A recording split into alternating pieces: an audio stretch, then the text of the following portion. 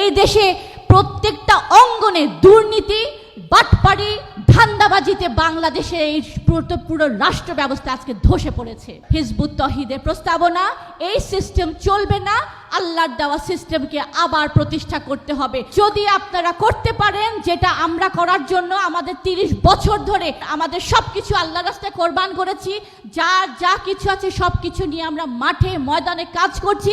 আমরা একটা কথাই বলেছি, আজকে বিধানদাতার জায়গায় মানুষকে বসানো হয়েছে, মানুষের আইন দিয়ে বিচার করা হয়।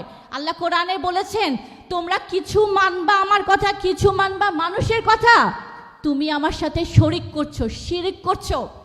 যে শিরিক করে সে হয় মুশরিক। আজকে আমাদের সামনে আমাদের ধর্মের প্রকৃত শিক্ষা আমাদের কাছ থেকে ছিনিয়ে নেওয়া হয়েছে। ব্রিটিশদের অধীনে যখন আমরা ছিলাম, কিভাবে প্রত্যেকটা অঙ্গনে তাদের মন গড়া সিস্টেম আমাদের উপর চাপিয়ে দিয়ে তারা 250 বছর আমাদের শাসন করে সব কিছু লুট করে আমাদেরকে নিঃস্ব করে এই ধান্দাবাজির, মারামারির, কাটাকাটির রাজনীতি আমাদেরকে ধরিয়ে দিয়ে তারা চলে গেছে।